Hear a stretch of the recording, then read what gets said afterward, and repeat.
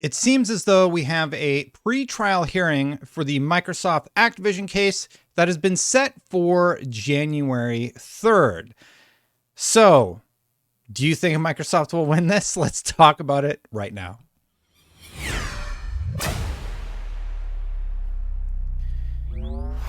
So this latest update comes via routers, and it says first pre-trial hearing has been set for January 3rd. And if we scroll down a little bit, we can see that this is from yesterday, actually. A judge has set January 3rd for the first pre-trial hearing in the Biden administration's case against Microsoft over its $69 billion bid to take over Call of Duty maker Activision Blizzard. Now, if you haven't been following along, you can check out all the videos that I've made about the topic. But basically, the FTC has sued Microsoft, filed a lawsuit to stop the merger of Activision Blizzard and Microsoft. They don't want them to become one. The Federal Trade Commission, which enforces law, asked the judge to block the transaction earlier this month, arguing that the merger would allow Microsoft's Xbox to get exclusive access to Activision games, leaving Nintendo consoles and Sony PlayStation out in the cold. That's not quite what they said. They actually said Nintendo isn't even considered in this competition, and that it's mostly just PlayStation and Xbox, with Nintendo not counting as next gen, which Microsoft and Activision both refuted and said it's absolutely ridiculous that you would not include Nintendo in that list because they are one of the top sellers of modern consoles. So that was a little strange, if you'll remember that. Microsoft has countered that the deal would benefit gamers and gaming companies alike, offering to sign a legally binding consent decree with the FTC to provide Call of Duty games to rivals, including Sony, for a decade. And as we know, especially if you watch this channel, Nintendo has signed a 10-year deal already. Sony has a 10-year deal on the table, and Valve was offered 10 years, but Gabe Newell came out and said, nope, I don't need to sign that. It doesn't make any sense for Microsoft to not release Call of Duty on the Steam platform. And he feels like they have all the incentive that they need, and I'm paraphrasing off the top of my head, to keep the games coming on Steam. But in addition to that, he also said Xbox has never gone back on their word. They have no reason to with us, so we trust them. Microsoft has made the argument in a filing aimed at convincing a judge to the FTC to allow the deal to proceed.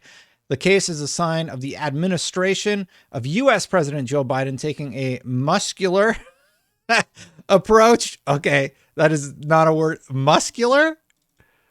All right. Somebody must have thesaurused a word that they wanted to like use instead of strong approach. Anyway.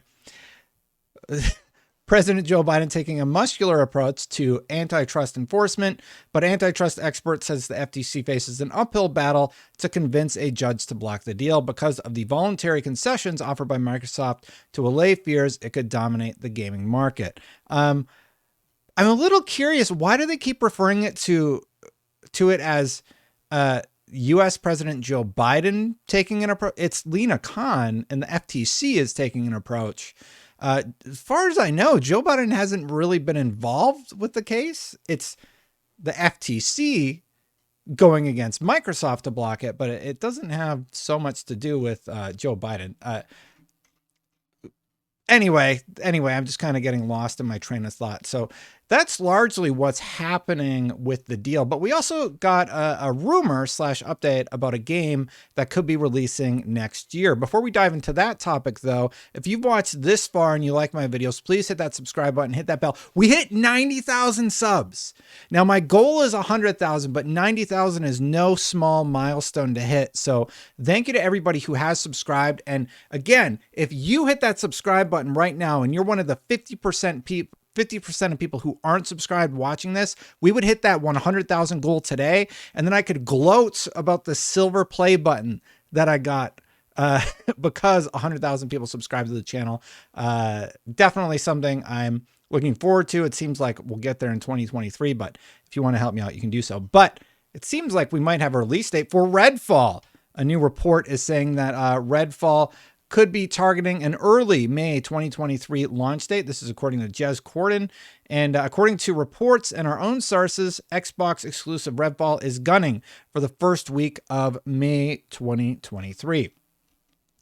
So that's the rumor. They have sources that corroborate the reports. And if things go to plan, the game may also have an early access period of some sort. Now, Microsoft has been teasing some sort of big event coming around the corner, and I have to wonder if that big event is going to coincide with a hot drop for Redfall. Now, initially when Redfall was revealed, I didn't have a ton of interest, but the more that we've seen, and we've seen about one more trailer of it, the more I'm starting to understand sort of what they're going for. They're going for a Destiny with vampires is the basics of it. And I think that's kind of interesting. Now, they continue on to talk about how Redfall is an upcoming Xbox exclusive from Arcane Studios. In addition, we also got the new trailer over on IGN if you want to see it for, I'm blanking on the name of it. Oh my goodness. The game being designed in Ukraine. It is Stalker 2. So the new Stalker 2 trailer dropped. I'll link to that in the description below, but you can go check out the new exclusive Stalker 2 trailer over on IGN.com. And it will join Starfield is part of Microsoft's big Xbox and PC console lineup of 2023. The rumors began with Okami 13, who claimed that Redfall would be targeting an early May release. Our own sourcing corroborated those reports this past week, with Microsoft's internal targets focusing on early May for the game's launch, complete with some form of early access period similar in vein to Forza Horizon 5. Forza Horizon 5 sported a premium edition, which granted a few days of early access to the game, and if things go to plan, Redfall will be getting the same treatment. That's very exciting. I think May is a really good window. Not enough game companies release earlier in the year, and I think it's just rife for competition, right? If there's no other competitors releasing their product within that window, it seems like a really good window to put something out like Redfall. I think May is a really good window, but you also have to remember 2023 is shaping up to be a very competitive year. Let me just bring up a sheet I have here so I can run it down with you what all is coming in 2023, because it is a whole lot of stuff. Oh my goodness. Anyway, it's like Hogwarts Legacy. What else is coming out? We know Starfield's coming in early 2023. We know the new Forza Motorsport is coming in Q1 2023 if you're an Xbox fan. And then there's all the third-party stuff that's dropping also. I'm not logged into my other account, so I can't access it easily. But yeah, so lots of stuff coming in 2023. It is rife for competition. And what I found interesting was that Tom Warren seems to also like this idea of Redfall releasing in May. Redfall in May, nods. To me, that sort of makes sense. May is a really good window, not a ton of competition, even in a busy year like next year, you know, Dead Space in January, lots of third-party stuff, right? Not a ton of first-party stuff. So Xbox has an opportunity to have all sorts of things here. Now, we've reached sort of the end of the video, but I kind of want to go a little bit off script. Normally I do my outro here, but I kind of want to bring up something that's happening in the community right now. Apparently Hogue Law, who's been on the show, is in some sort of situation where he's needed emergency surgery. And Law and Lumber said, Hogue Law is out of surgery. They were able to take pressure off the brain and are aiming to break up any remaining clot. Medicinally, left arm responsive to pain, hopefully off vent tomorrow. Late last night, there was a post made about Hogue Law. So I don't mean to be corny here. Send your thoughts and prayers to Hogue Law, and you know, just wish him and his family his best. I'm going to do that right now. I'm going to say, Mrs. Hogue, if you're watching, or if Rick, if you end up watching this later, I'm wishing you a very speedy recovery. I can't imagine what your family's going through. I can't imagine, you know, what you're going through. I hope you're back at it sooner rather than later. There's a lot of people out there rooting for you. And yeah, I hope you get well soon. Anyway, that's the end of my video. It feels weird to do this. I'm going to do my standard outro though. So send your thoughts to Rick. If you like my stuff, hit that subscribe button, hit that bell to know when content goes live. Thank you to all of the members.